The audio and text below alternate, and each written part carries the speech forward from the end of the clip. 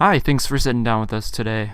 Well, thank you for having me. So tell us about yourself.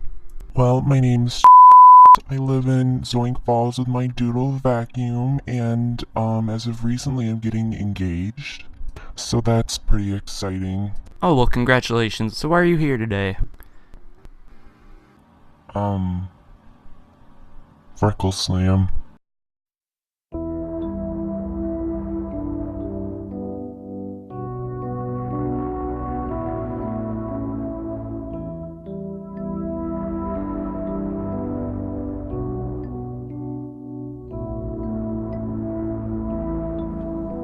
Today it's like some kind of myth. People don't really believe that he existed, but I can tell you honestly, he was very real. Before I go to bed, I always pray that I won't see him in my dreams. But every night I wake up to night terrors of him T-posing on my mattress. I'm sorry, I just need a minute.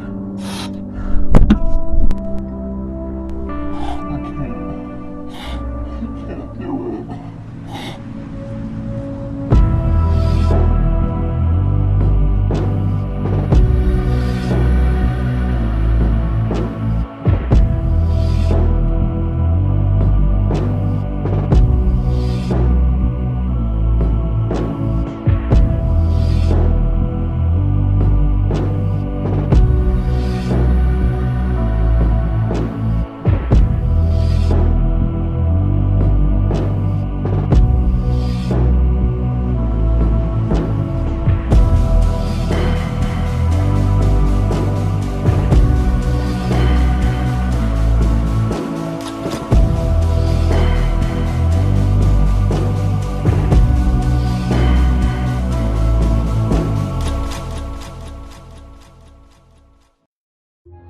It all started when I was a teenager.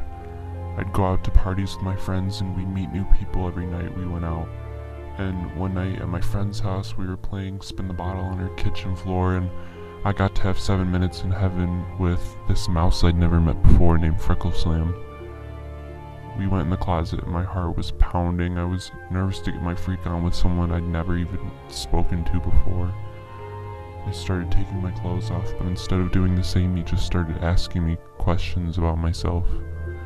I was uncomfortable at first, but by the end of the 7 minutes, I started to fall for him. I wanted to kiss him, but my girlfriend busted the door open to see me sitting there with my can still out, and we went back to the party. I didn't talk to him for the rest of the night, but something about him intrigued me. He was so mysterious, and he radiated big dick energy, so naturally I rang him up the next day, and we continued to talk over the phone every night for several weeks. We'd have regular small talk, but he'd bring up weird things that made me a little concerned, like he'd talk about bullies at his school and how he wanted them to suffer, and he was descriptive about the pain he wanted them to feel. It should have been a red flag for me, but I was so desperate to get dick down, I just laughed it off and kept going. One night, I finally had set up a date with Freckles, and we met the next night at his house. I spent the whole day freaking out about our date. I was ready to take it to the next level, but I was just scared. I went out and I got my hair done, bought a new bra, got my coochie waxed, the whole 9 yards, and I walked to his house that night and my heart was just about to burst out of my chest. And then I got onto his porch and knocked on his door, and he let me in, and he had candles lit and everything. He really set the mood, I thought, and we sat down and talked for a bit. I could feel the tension in the air, and I thought he was going to make a move, but instead he told me he had a secret that I had to promise I could never tell anyone else. That he was the Messiah, and he had seen God's plan for everyone on earth. I was shocked at first, but I was so head over heels for this guy that I started to believe him the more he talked about it.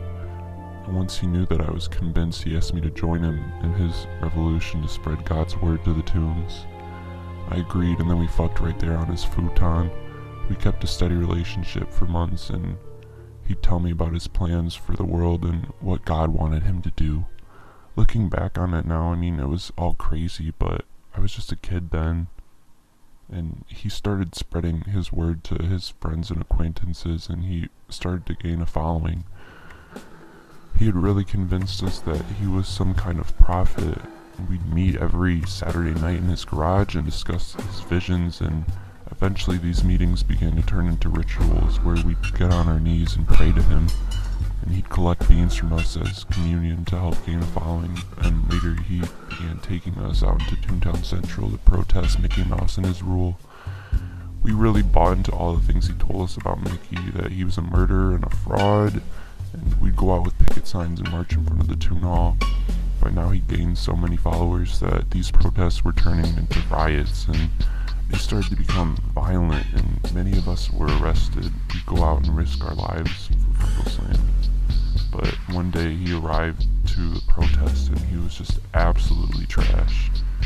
And when it started to turn violent, he began lashing out at everyone, including us, his followers, and calling us all idiots, and told us that everything was fake and he had just made it up. And it really hurt me, and my life had just flipped upside down. I never wanted to see him again.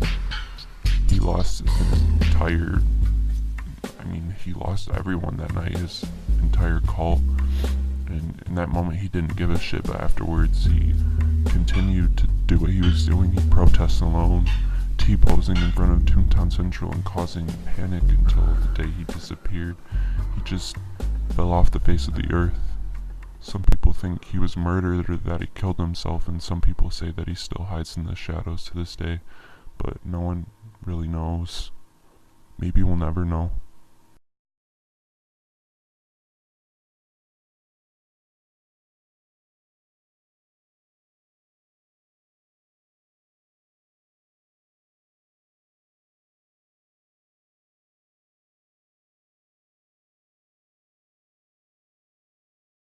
La-di-da-di-da.